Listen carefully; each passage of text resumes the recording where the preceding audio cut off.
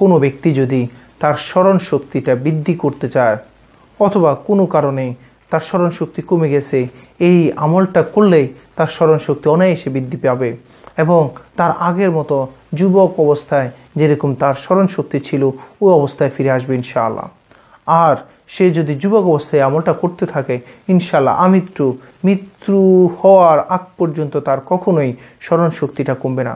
সর্ব অবস্থায় তার ব্রেনটা শার্প থাকবে, তার স্মরণ শক্তি ফিক্স থাকবে।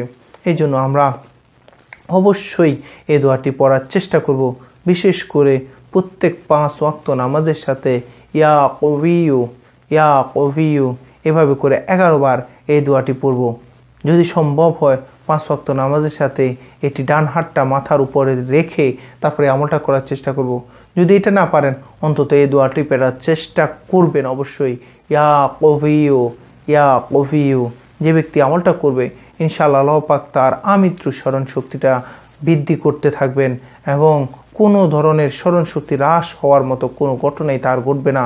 সে যুবক অবস্থায় যেভাবে তার স্মরণ ছিল, স্মরণ থাকতো, কোনো জিনিসের যেভাবে যা তার স্মরণ শক্তিটা ফিক্স থাকতো, স্মরণ শক্তিটা ঠিক তেমনি মৃত্যুর আগ পর্যন্ত তার এই স্মরণ শক্তিটা থাকবে, কখনোই তার স্মরণ শক্তি কমবে না।